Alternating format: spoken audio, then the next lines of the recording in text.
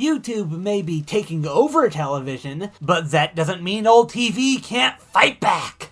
Today, we're going to look at a couple of the most iconic viral stars from both formats of entertainment. That's right, youtube.com/GalaxyVideoMax. Representing YouTube, it's the Sultan of Shrieking, the Overlord of Obnoxious, Fred Figglehorn. And representing television, it's the one, the only, Ernest P. Worrell, know what I mean? Who you may also know as everyone's favorite animated Slinky Dog from the Toy Story movies. According to the Discord poll, Fred Figglehorn takes this fight, but Ernest did have quite a few supporters himself. So, has YouTube truly won? Or has television found a way to take back the crown? Let's find out.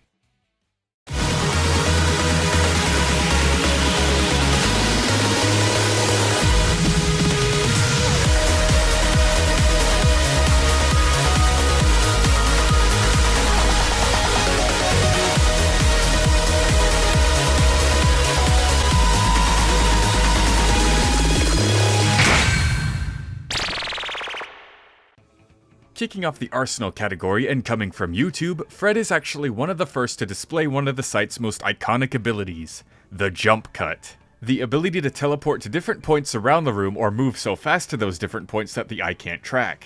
And before you say this isn't a power, this is just video editing magic, Fred actually does it to Kevin in Fred the Show, shocking him. Fred's own most iconic ability, though, is his voice, just shrieking at the top of his lungs, bringing his opponents to their knees. Fred also has quite a bit of a temperamental rage to him, and when he combines it with his jump cut ability, it causes chaos. He can also harness electricity to energize himself, but a little too much can damage him. He also has the power to transform into a Pomeranian that can overpower a group of full-grown men. He can also astrally project himself as a ghost and fly around. He can summon a rain of cabbages from the sky, and last but not least he has a couple pets. His cat with rabies, which he sends to attack his opponents, and Tibbles, his guard dog, which is strong enough to pull down full-grown adults. As for Ernest, before all of his hilarious movies, he was actually in a ton of commercials, like 2,600 of them. And when combining everything he's been in, he's gained a pretty vast arsenal.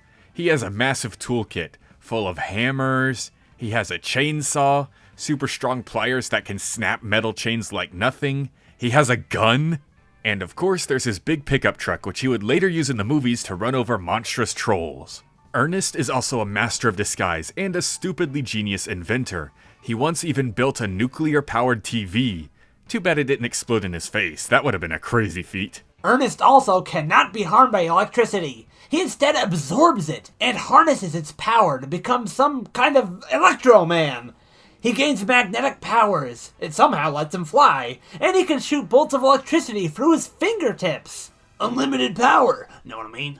And finally, if Ernest shows true courage, projectile attacks just won't hit him. He got shot 3 times at point-blank range and it just didn't work. So for this category, I'm gonna say it's a tie. Fred has more powers, but Ernest has more tools. They kinda cancel out. Let's see what the YouTube predictions think, though.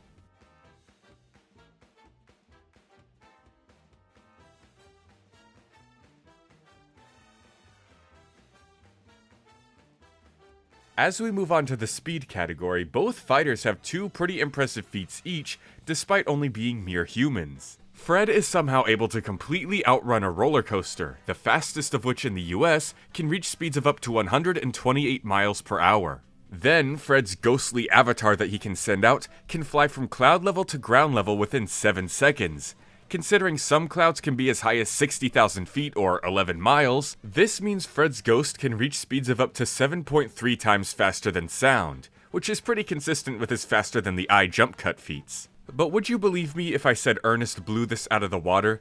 Like the time he biked to the grocery store and back within 1/3 of a second. Now we don't know how far away this grocery store is, but Ernest did need a bike to get there, so it's still somewhat further away than just mere walking distance. Let's lowball it to half a mile away. So half a mile to the store, plus half a mile back, plus another half mile to account for the time he spent getting his food and checking out. And Ernest is moving 1.5 miles in 1/3 of a second, or 18,000 miles per hour, 23 times faster than sound and 4 times faster than Fred's ghost. But that's not all. For his reaction time, he mastered piloting Santa's sleigh, which can travel so fast it circles Earth's 24,000 mile circumference twice in a single second. That's over 170 million miles per hour, or 26% the speed of light. Yep, relativistic Ernest. Fred catches back up with strength though. He's able to casually survive tons of falls and slams into walls, all kinds of goofy slapstick like that. Have we mentioned that Fred's dad is the WWE superstar John Cena? And that Fred just casually tanked getting smashed in the face and being slammed into a table by him? Mm-hmm.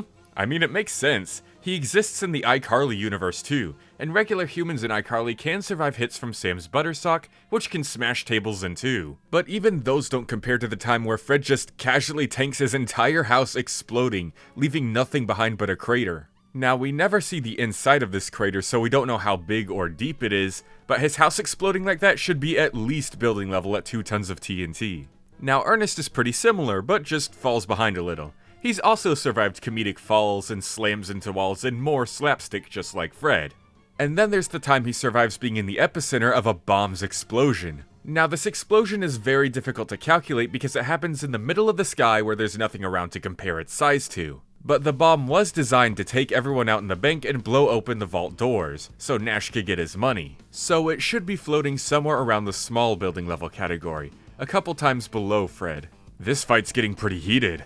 Let's see what the Discord predictions think now.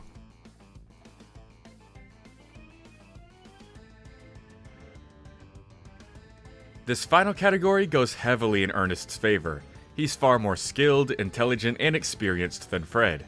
He's been in more movies than Fred has, he's been in more commercials than Fred's been in videos, and he's just done a lot more. He's helped Santa, he's been to Africa, he's been to prison, he's gone to camp. He's even been in the army and fought supernatural trolls on Halloween. Now, Fred is a bit intelligent himself. He's made a love potion before and built a robot once. But that doesn't quite compare to the crazy contraptions Ernest builds in just about every movie, as well as the previously mentioned nuclear-powered television. And one more thing, Fred versus the annoying orange. Unfortunately for Fred, he doesn't physically scale to the annoying orange. He doesn't even lay a finger on him. The most they've done together is combine their powers of annoyingness to bring down the roof of a stadium, which is overshadowed by Fred's previous house explosion feat. With everything said and done, it appears the winner is Ernest P. Worrell. Know what I mean? Now, don't get me wrong, Fred is surprisingly tough as nails to put down when compared to Ernest, tanking his entire house exploding while Ernest survived but was still all burnt up by his explosion. But while Fred was a couple times stronger, Ernest was several times faster. Fred's 128 miles per hour travel speed versus Ernest's Mach 23 travel speed, Fred's Mach 7 attack speed versus Ernest's Mach 220,000 relativistic reaction timing. Ernest also overshadows Fred in experience, going on a wider variety of adventures, and is able to match his arsenal. Some parts of which could even directly counter Fred, like his Electro-Man powers, which would no doubt overtax Fred's electricity resistance. And Ernest's immunity to projectiles when he's brave enough. Once again, Fred is pretty strong, but not to the point where we can ignore the fact that Ernest would move faster than Fred could have a single thought, overshadows him in experience, and can match his arsenal blow for blow. The winner is Ernest P. Worrell, but let me know what you guys think. Do you agree with this outcome? And thank you for predicting in this episode. Be sure to predict the next one with a comment down below, a comment in my Discord server, voting in the Discord poll, or making a video prediction. Because next time we have the season finale, a pretty hot matchup right now. In fact, it's possibly the hottest versus match right now. Aside from Bilcord, I ain't touching that. It's Anne Bunchoy from Amphibia versus Luz Noceda from the Owl House.